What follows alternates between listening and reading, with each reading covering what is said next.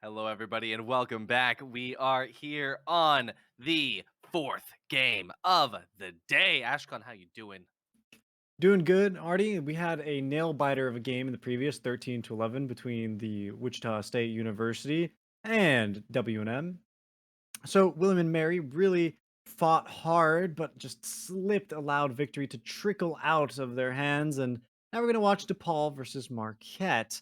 DePaul making their very first appearance on stream. And speaking of their first appearance, I wonder if we're going to see a different agent comp, especially so because we're going on to a different map. Something we haven't seen yet today, Artie. Give us the name. Icebox. And unfortunately, I know that you just said that you want to see a different agent comp, but we're going to Icebox. There is a standard method to the madness. Icebox is one of the maps that is tried and true for what works. You will always see a Sage and a Viper. You'll always see a Jet. You'll almost always see that combination come through. And then it's just kind of, the last couple updates, we've been seeing a few other plays around who else is added to that list. But you're going to see Jet, you're going to see Sage, you're going to see Viper. It's Icebox. We'll see who else is chosen. Definitely going to be seeing a Sova or two, and it's most likely going to be locked out with Arena here on the left side of the screen with DePaul starting on defense and looking at the attacker. They have actually gone away from the meta. What is this? There's no Sage, there's no Viper. I'm eating my words as Marquette goes off meta for this Icebox match.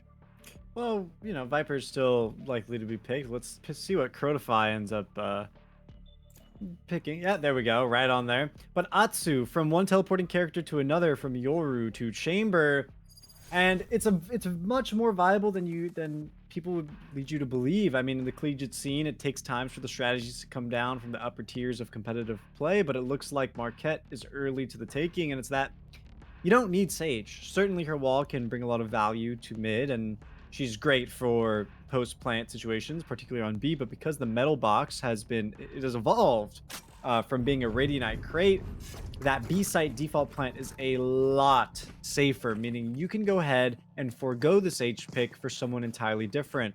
And for the case of Chamber, having the ability to teleport from mid to a site, or from an aggressive angle back onto a safer one, it means that you can do a whole lot more with raw fights than trying to fumble around with utility and resurrections.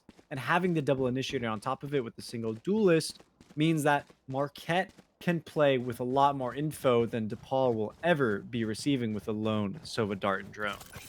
That is true, but the thing is that, unless Marquette has actively played this combination of agents on this map, they might be at a disadvantage to DePaul, who has had over a year at this point to perfect this roster.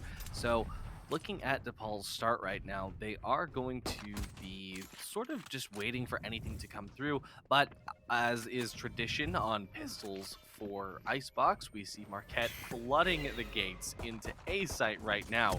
So we're going to be seeing Min pick up the first kill onto Blades, getting refragged immediately by Dog's Shock Dart. Now Stevo will come through here and pick up a kill onto Ghosty to bring Marquette onto the scoreboard.